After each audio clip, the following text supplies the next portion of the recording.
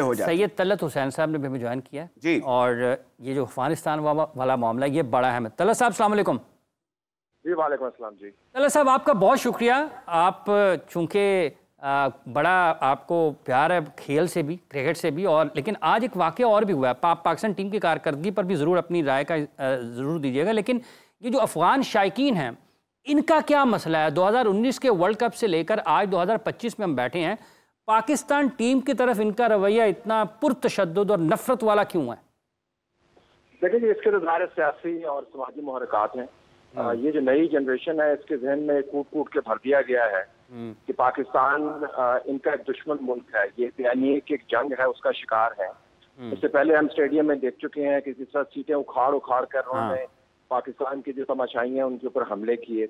आप किसी भी स्टेडियम के अंदर चले जाएं, एक दो मरतबा मुझे मैच देखने का इत्तेफाक हुआ है कि सबसे ज्यादा बदतमीजी का उनसर आपको नजर आएगा किसी भी एंड से, वहां पर यकीनन ये शहरी मौजूद होंगे। एक तो ये है कि एक अमूमी तौर पर जो हवा चल निकली है, चाहे वो सरहद के ऊपर प्रोवोकेशन हो, चाहे वो बैन अवी तौर पर पाकिस्तान के खिलाफ कैंपेन हो, तो क्रिकेट ग्राउंड के अंदर भी चली गई है। तो एक अमूमी माहौल जो है बहुत खराब है।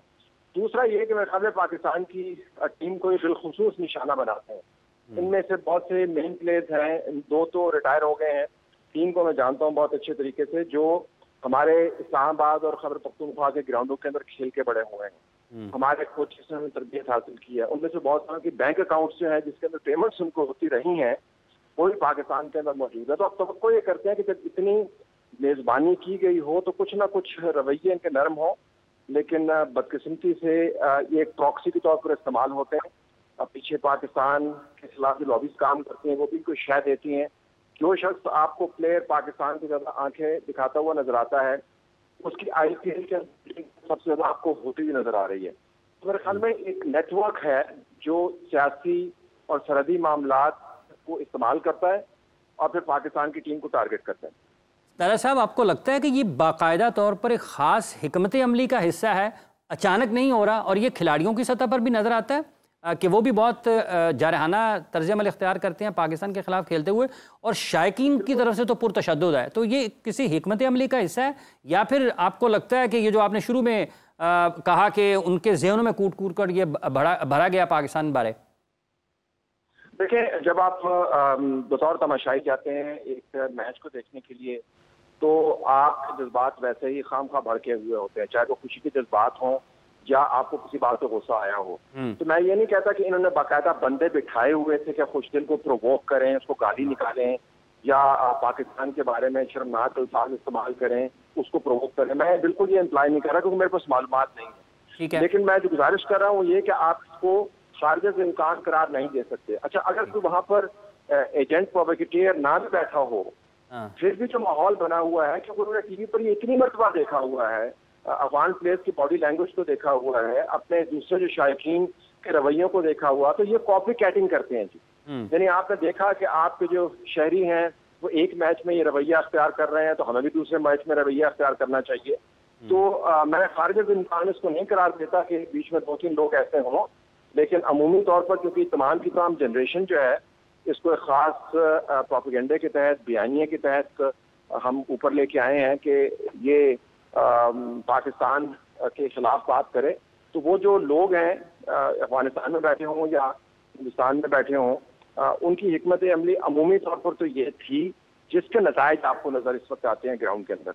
अच्छा, ये एक और सवाल पाकिस्तान क्रिकेट टीम की कारकर्दगी और इंतजामी मामलात पर है, क्योंकि चेयरमैन PCB मुल्क के वज़ीर दाखिला भी हैं तलत साहब। तो आप समझते हैं कि पाकिस्तान की क्रिकेट को इस वक्त एक फुल टाइम एक ऐसे चेयरमैन की ज़रूरत है जिसकी पूरी तवज्जो क्रिकेट के मामलात पर हो, क्योंकि वज़ारत दाखिला भी एक अहम जिम्मेदारी है मुल्क की, और शायद हो सकता है वो मुनासिब वक्त ना दे पा रहे हों? आपकी क्या राय है इस बारे? अच्छा, अगर मैं आपसे बिल्कुल सच्ची बात करूं, क्योंकि मुझे इसके अलावा बात करने की आदत नहीं है, तो क्योंकि मेरा एक क्लैश ऑफ इंटरेस्ट डेवलप होता है, तो इस वजह से मैं PCB के जो अंदरूनी और इंतजामी मामलात हैं बहुत अरसे से आपने देखा होगा मैं उस पर कमेंट नहीं करता। बिल्कुल।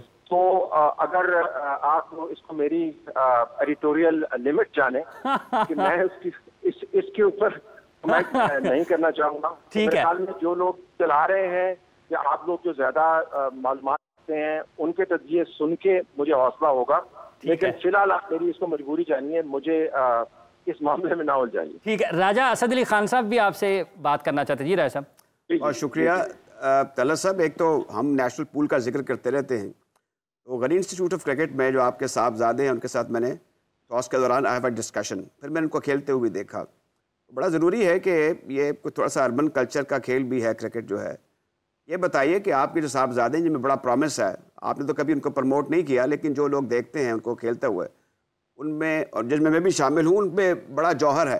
तो क्या आप उनको खेलने की इजाज़त दे रहे हैं? वो किस मुकाम पर हैं और क्या हमें कोई अच्छा क्रिकेटर उनकी सूरत में फ्यूचर में मिल सकेगा?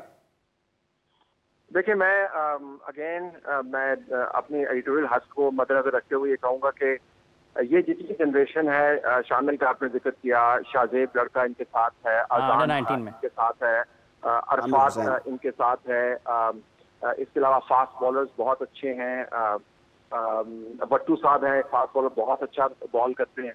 अगर आप इन तमाम लोगों को देखें ना जी, तो ये अंडर 13 का बैच है जो पहली मरतबा मुश्ताक साहब की जो ट्रेनिंग है उसके खाते में ऊपर आया।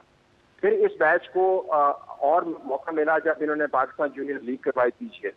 उसके इंतजामी अमूर आप किसी तरह भी रख दें, जब आपको मेंटोर कर रहे हों, विवियन रिचर्ड्स मेंटोर कर रहे हों, मनरो मेंटोर कर रहा हो, समी मेंटोर कर रहा हो, तो आप अंदाजा कर सकते हैं कि वो जो छोटे बच्चे हैं जो 16-17 साल के हैं, उनका जो कॉन्फिडेंस है किस लेवल के ऊपर जाएगा।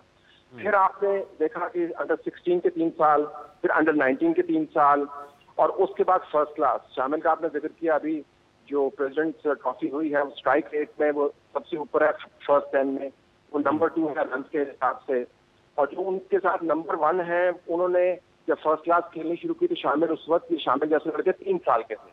तो जो मैं कहना चाह रहा हूँ ये कि जब तक आप बच्चों को लंबी क्रिकेट नहीं खिलाएंगे, लंबा एक्सपोजर नहीं देंगे और उनको ग्राइंड में से नहीं निकालेंगे, तब तक कुछ फंडामेंटल इश्यूज है वो बरकरार रहेंगे। तो एक तो ये है।